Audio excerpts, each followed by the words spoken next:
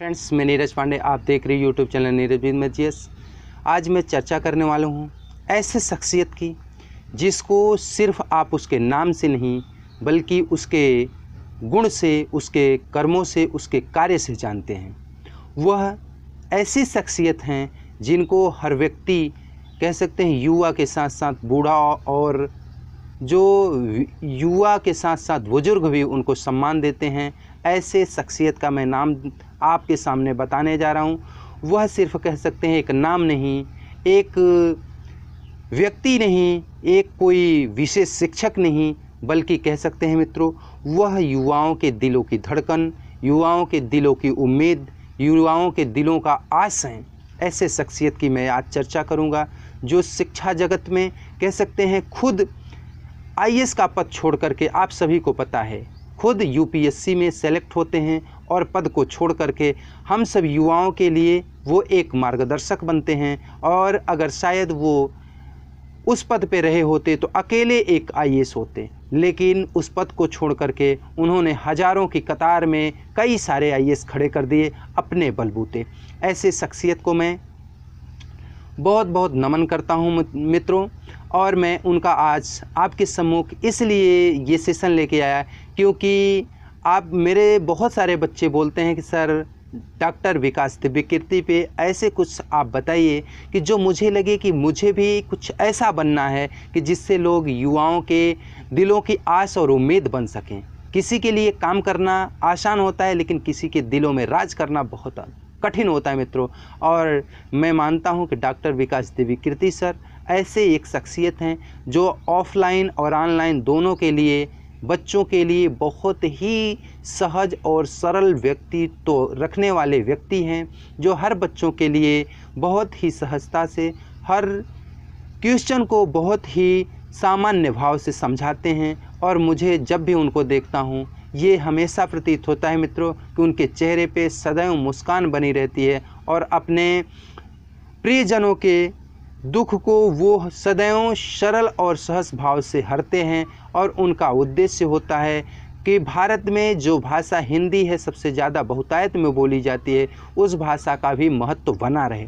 ऐसा नहीं है कि वो किसी भी भाषा का विरोध करते हैं, लेकिन उनके अनुसार कि ये होता है कि हिंदी भाषी लोग ज़्यादा हैं, इसलिए हिंदी भाषा का महत्व भारत में होना चाहिए। क्योंकि हिंदी भाषा का महत्व न रहने से इंग्लिश या अन्य किसी भाषा का बहुत ज़्यादा प्रभाव दिखने से क्या होगा, हिंदी भाषी लोगों को कोई भी परीक्षा एग्ज़ाम पास करने में बहुत बड़ी मुश्किल होगी। और मित्रों, वो सतत हमेशा क्या होता है, हिंदी भाषी छात्रों के लिए लड़ाई लड़ते रहते हैं। उनका विरोध किसी भाषा से नहीं है, लेकिन वो ये कहते हैं कि भाषा की जो पारदर्शिता हो वह सुदृढ़ और निष्पक्ष होनी चाहिए। ऐसा नहीं कि किसी पर कोई भाषा थोपी जानी चाहिए, किसी पर किसी प्रकार का कोई थोपना नहीं चाहिए, किसी भी प्रकार की बाधा किसी पर डालना नहीं चाहिए, बल्कि उसको ये दिखाना चाहिए कि उसमें हर भाषा को सीखने की, हर भाषा को समझने की दक्षता है, लेकिन उसके मातृभाषा को आगे बढ़ाने की कोशिश करना चाहिए।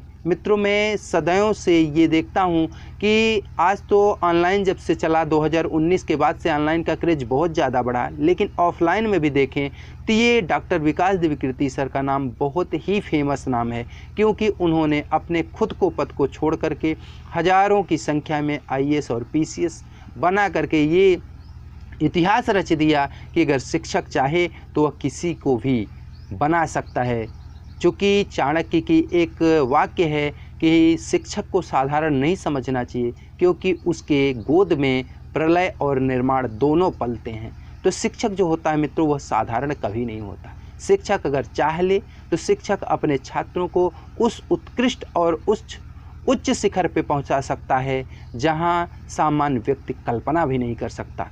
मित्रों, मैं डॉक्टर विकास दिव्यकीर्ति सर को हमेशा सुनता हूं और उनको ये हर बार सीखने की कोशिश करता हूं कि हर बार वो ये कहते हैं कि बच्चों को रटाने से बेहतर ये होता है कि बच्चों को समझाया जाए, बच्चों को कहानी पढ़ाई जाए और कहानी के माध्यम से हर चीज़ों को दिखाया जाए। और दूसरी बात उनके अंदर ये होता है कि हर चीज़ थ्योरी नहीं होनी चाहिए, प्रैक्टिकल भी होना चाहिए। जैसे उनको अगर गरीबी की बात आती है तो वो कहते हैं बच्चों को गरीबी बताओ नहीं, बच्चों को गरीबी दिखाओ। आप कहीं गरीबों के घर में झोपड़ी में पहुंच जाइए और वहां उसको ले जाइए, वो ऑटोमेटिक समझ जाएगा गरीबी होती क्या है। बच्चों को अगर संस्कार दिखाना है तो बच्चों को संस्कार बताओ नहीं, बल्कि संस्कार बच्चों के सामने दिखाओ। संस्कारित आप रहेंगे, अगर आप अपने बड़ों का पैर छुएंगे तो बच्चे ऑटोमेटिक आपका अनुकरण करेंगे। अगर आप गलत किसी प्रकार का अनुकरण करते हैं, किसी प्रकार का क्रियाकलाप करते हैं जिससे कि समाज का और बच्चों का नुकसान होगा, तो निश्चित रूप से आपका बच्चा वो स्वीकार करेगा। तो मित्रों, मैं ये देखता हूँ कि डॉक्टर विकास दिव्यकीर्ति सर हमेशा बच्चों के प्रति, बच्चों के उज्जवल भविष्य के प्रति सदैव क्या रहते हैं, सतर्क रहते हैं और सदैव चिंतित रहते हैं। ये एक शिक्षक ही कर सकता है, चूँकि अन्य व्यवसायी या अन्य व्यक्ति अपने शिक्षा के, अपने व्यवसाय के बारे में सोच सकता है, लेकिन जो शिक्षक होता है वह किसी बच्चे के जीवन के बारे में सोचता है। और जीवन के बारे में जो मित्रों सोचता है उसको कभी कभी कष्ट भी होता है, ऐसा नहीं उसको कष्ट नहीं होता, उसको कष्ट तब होता है जब उसको बच्चों के साथ नाइंसाफ़ी होती है। ऐसा मैंने कई बार देखा है कि डॉक्टर विकास दिव्यकीर्ति सर अपनी भाषा को लेकर के कई बार मीडिया के सम्मुख भी आए हैं, और कई ऐसे भी शिक्षक हैं जो बच्चों के साथ गलत होता है तो अपने हाथ खड़े करते हैं बच्चों के साथ में।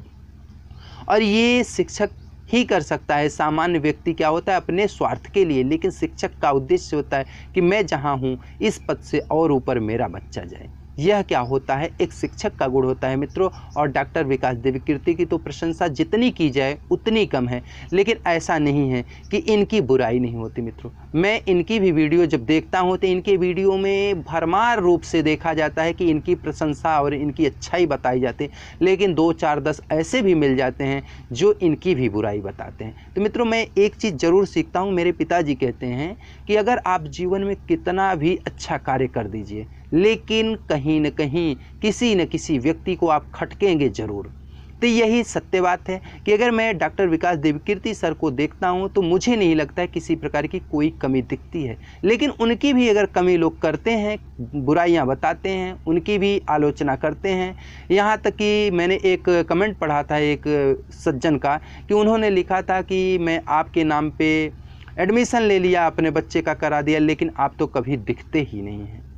उसके अलावा कुछ और चीज़ें उसमें दिखी। तो इस प्रकार से मित्रों कह सकता हूँ कि हर व्यक्ति क्या होता है वो परिपूर्ण नहीं हो सकता। इस संसार सागर में आया है तो भगवान के अलावा कोई परिपूर्ण नहीं, इसलिए कमियाँ और अच्छाइयाँ हर व्यक्ति में होती हैं, लेकिन नज़रिया होती है आप देखना क्या चाहते हैं। एक शिक्षक के रूप में मैं अगर देखूं तो डॉक्टर विकास दिव्यकीर्ति सर एक बेहतरीन शिक्षक हैं और सभी युवाओं के लिए बेहतरीन मार्गदर्शक हैं। मित्रों, अगर आप लोग को कुछ मेरी इस वीडियो में बुराई लगी हो तो आप खुल के मेरी आलोचना कर सकते हैं, अगर अच्छाई लगी है तो खुल के प्रशंसा कर सकते हैं।